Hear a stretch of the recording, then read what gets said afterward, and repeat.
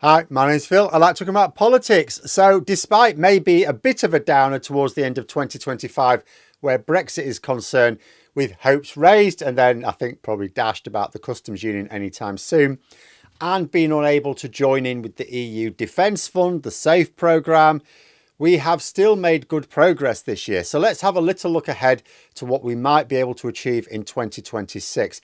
But first, if you want more Brexit discussions, I've begun doing a podcast with TV producer Nick Webb this week. You'll be able to find the first episode on various podcast platforms, but I've also created a new YouTube channel, whatever floats your vote, to upload them on this platform. Link in the description below. Don't forget to subscribe so you get notifications when new podcasts for that come out, although I'll try and signpost it here as well. But anyway, to the matter at hand. So, after several years of diverging from the EU and making our trade harder, driving up the cost of living, which is already bad enough to be called a crisis for millions of people, we have finally now started to reverse the self-defeating friction with our most important market. We've got a government who openly described the EU as the most important market, the top foreign policy priority, but we've also made moves to turn those words into action. Recently, Keir Starmer was talking about the need to push for closer ties with the EU still, so it's clear we can expect more to come in 2026. If the closer ties that Starmer has talked about is not discussions about a customs union, at least not yet, then what does he have planned for next year? Incidentally, as far as the customs union goes, so I've discussed that a little bit in the last couple of weeks, but there's reports suggesting that it would be a non-starter right now anyway. EU officials have said they won't even talk about it while Nigel Farage is basically waiting in the wings. Like, what's the point of negotiating something to get it thrown onto the fire after the next election, they're saying. And this is going to be a problem for those of us who want to see a major reversal of Brexit. Not lots of little individual bilateral agreements. They're great in the meantime, but we want to see something concrete. If the EU are telling reporters that they're not up for long negotiations only to see them wrecked by a pro-Brexit government returning to power, we're a little bit limited until we can defeat Reform UK properly. Or, more realistically, stop them being a pro-Brexit party. And if that sounds impossible, it's difficult. It's not impossible. In fact, it's actually necessary. Reform UK are a populist party, right? Their real aims are confused. For example, what does Nigel Farage really want from power? To be rich? To feed his ego? To turn the UK into a white supremacist wet dream? Personally, I don't know. Maybe he's just on autopilot and doesn't really have any clear idea himself. Maybe he does. But are his goals the same of those of other senior members of his party? Well, not necessarily. Are the goals the same for the wider party? Probably not. Are they the same for the voters he needs? Certainly not. They mostly just want a more comfortable standard of living, which they will not get with Nigel Farage. To not see themselves as a section of society being taken advantage of by another section of society, because that is the essence of populism. You make your target followers feel they are being exploited by a non-target group in society. Populist parties, very closely linked with the politics of Nigel Farage, abandoned hard Brexit ambitions after the UK left the EU. The policy was no longer seen as attractive to their target followers, and so they dropped it. The same will happen in the UK. It's just more difficult given that we have actually left. But there is no policy Farage and Reform UK will not adopt or drop according to the attitudes of their target followers. It's just how politics works. And the most important followers, if Farage wants to win power, are the non-partisan voters. Of course, if he just wants to cream money off more committed followers whilst pretending he wants power, then sure, his most important followers are the party members. But if that's the case, Reform UK will do badly at the next election, and if they're no longer seen as a credible prospect for Brexit, then the calculation on the EU side changes. Remember, these decisions are not just down to us, and although it's clear the EU would love closer trade with the UK, the bigger agreements take more input and are not worth the investment if there's a serious risk of failure somewhere down the line. So even if Starmer wanted to go for it right now, the EU doesn't, it appears. So what else is on the table? Well, I discussed earlier this week how we look like rejoining Erasmus after already rejoining the Horizon programme.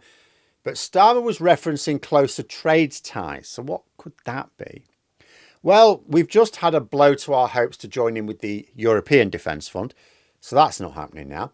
That was disappointing, but the government have made it clear they're not going to make a fuss about it and have actually gone to some effort to calm tensions over the exclusion to avoid fears of souring other agreements that we're actively working on. There was a feel for some on the EU side that the UK walked away from the defence funds, but the reality was that the fee being charged is too high. So we're trying to avoid letting EU officials think that we're losing our appetite for closer ties when the opposite is true. And there will be another summit next spring. I mean, one of the big things, agreed this year was we should do these every year. At the meeting this year, we had some very encouraging agreements, some of which probably wouldn't have happened without Trump throwing a spanner into world trade, but they are not straightforward. Although the EU has agreed terms which should reduce the level of checks at the border, as well as better access to the energy market, this is reliant on the UK first showing we can honour our agreements by fully implementing the Windsor Framework negotiated by Rishi Sunak. But that involves effectively ramping up trade friction between Britain and Northern Ireland in order to then implement the EU agreement from this year, which should allow us to dial it back down again. So from the point of view of the UK, we'd like going, well, why would we raise trade friction just to then bring it immediately down? We'd rather just implement both in parallel rather than worsening trade friction only to improve it again. But from the EU's point of view, we agreed to the Northern Ireland Protocol in 2019, but never implemented it. Then in 2023, we agreed a practical version of it known as the Windsor Framework, but we haven't implemented that either. After 6 years of us not implementing previous agreements, the EU wants us to prove that we honour agreements before they move on lowering the trade barriers as agreed in May. Makes no difference to the EU that the government has changed. Their agreement was with the UK, not a political party. So 2026 really needs to be the year Starmer pushes through those changes in order to demonstrate our commitment, and then we can get the lower trade friction, right? Without it, it's hard to see how the next summit in half a year's time builds on the momentum from this year. But the biggest move on reversing Brexit the government could arguably make, I would say, is not a result of discussions with the EU. We don't have to wait for the summit because it's discussions with the British public. We need to change public attitudes. I mean, let's face it. Both Reform UK and the Conservative Party are both committed hard Brexit parties now. And let's face another fact. When Labour loses power, whether it's at the next election or later on, doesn't matter, at some point they're going to, it is going to be some combination of Reform UK and the Conservatives that replaces them. That will always be the alternative. If the alternative is a hard Brexit party, then as much as we might complain about the red lines on reversing Brexit, nothing will happen to them if the EU is also reluctant to discuss crossing them. We cannot stop the Conservative Reform combo from being the credible alternative government, so we must stop them being a hard Brexit party. There's really no alternative, simple strategy. And how do we do that? This is not so simple strategy, but there is in theory just one way. Stop Brexit being a vote winner and change reversing at least some aspects of Brexit into a vote winner.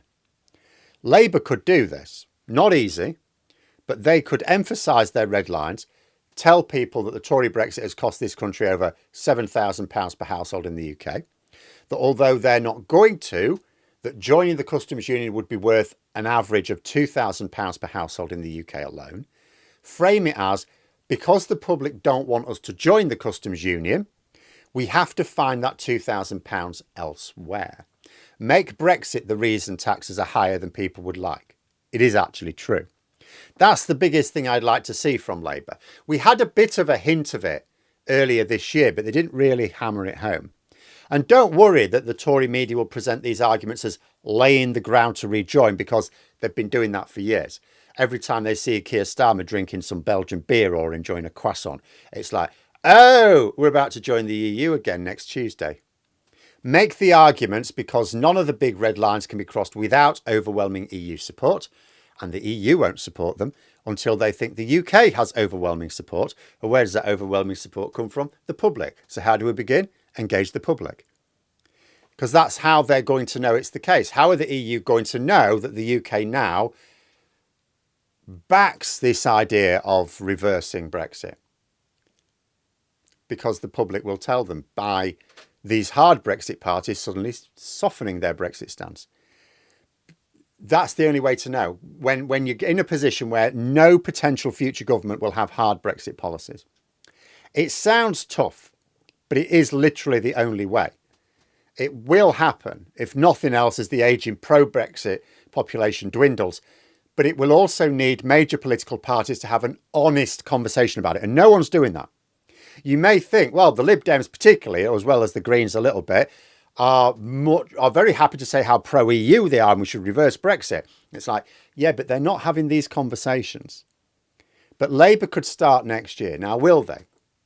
I'll be honest, my hopes aren't high, but it would be the biggest move they could make to work towards closer ties. But what do you think? Let me know in the comments below. Please subscribe to the channel for more content. Click the bell notification icon so you know when new videos are coming out. Thanks for watching, and until next time, I'll see you later.